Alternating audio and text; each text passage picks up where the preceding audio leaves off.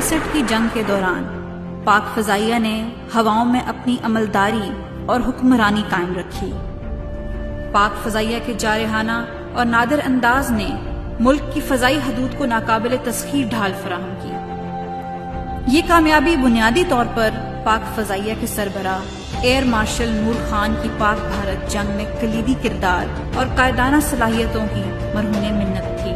Air marshal نور خان کو 23 جولائی 1965 کو پاک فضائیہ کی کمان سنبھالنے کا اعزاز حاصل ہوا۔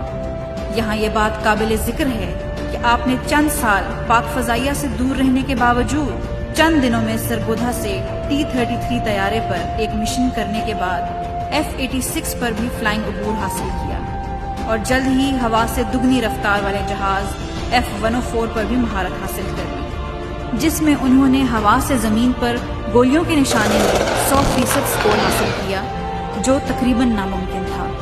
ایئر مارشل نور خان نے اپنی مؤثر جنگی حکمت عملی اور سوجھ بوجھ کے پیش نظر پاک فضائیہ کے 141 جنگی جہازوں کو 9 اسکواڈرنز میں تقسیم کیا۔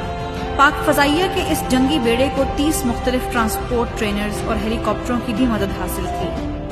اس مقابلے میں بھارتی فضائیہ کے پاس لگ بھگ 775 جنگی طیارے تھے، جو 29 اسکواڈرنز میں تقسیم کیے گئے تھے، جن میں 500 سے زائد طیارے فرنٹ لائن کے طور پر استعمال کیے جا سکتے تھے۔ دونوں ملکوں کی فضائی قوت کا مقابلہ کیا جائے تو یہ تناسب 5-1 کا بنتا تھا۔ 1 ستمبر 1965 کو ایئر ہیڈ کوارٹرز میں یہ اطلاع موصول ہوئی کہ بھارتی فضائیہ نے کشمیر میں پاکستان آرمی کو نشانہ بنانے کا منصوبہ بنایا ہے۔ اس خبر کی تصدیق کے لیے ایئر مارشل نور خان نے اپنی بھرپور قائدانہ صلاحیتوں کا مظاہرہ کرتے ہوئے چھم سیکٹر پر دشمن کی نقل و حرکت کا جائزہ لینے کا خود فیصلہ کیا۔ انہوں نے ایک تربیتی طیارے T-37 میں چکلالہ سے اڑان بھری اور گجرات کے قریب ایک چھوٹی سی ایئر فیلڈ پر جا اترے اور آرمی کے نمبر 1 کور ہیڈ کوارٹر پہ جا کے تازہ ترین صورتحال کا جائزہ لیا۔ اسی اثناء میں چھم سیکٹر میں پاکستانی رڈار پر بھارتی طیاروں کو نمودار ہوتے دیکھا گیا۔ فضائی گشت پر مامور پاکستان فضائیہ کے 2 سیبر طیاروں نے فوراً دشمن کی طرف رخ کیا۔ یہ سیبر طیارے اسکواڈرن لیڈر سرفراز رفیقی اور فلائٹ لیفٹیننٹ امتیاز بھٹی اڑا رہے تھے۔ انہوں نے دشمن کے ویمپائر طیاروں کو حد نگاہ بہت کم ہونے کے باوجود دیکھ لیا۔ سرفراز رفیقی نے ایک ویمپائر طیارے کو تاک کر میزائل داغا اور وہ آگ کے شعلوں کی لپیٹ میں آ گیا۔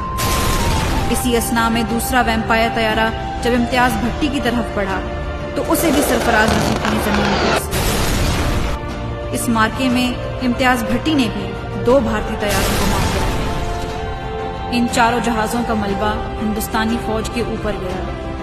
اس نقصان کی تصدیق اگلے دن اس وقت کے ہندوستانی وزیر اعظم نے بھی کی۔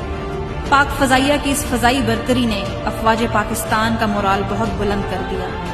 پاک فضائیہ کی پہلی کامیابی نے قوم کے ذہنوں میں یہ بات ڈال دی کہ پاک فضائیہ کے ہوتے ہوئے ہمیں بھارتی فضائیہ کی فکر کرنے کی ضرورت نہیں۔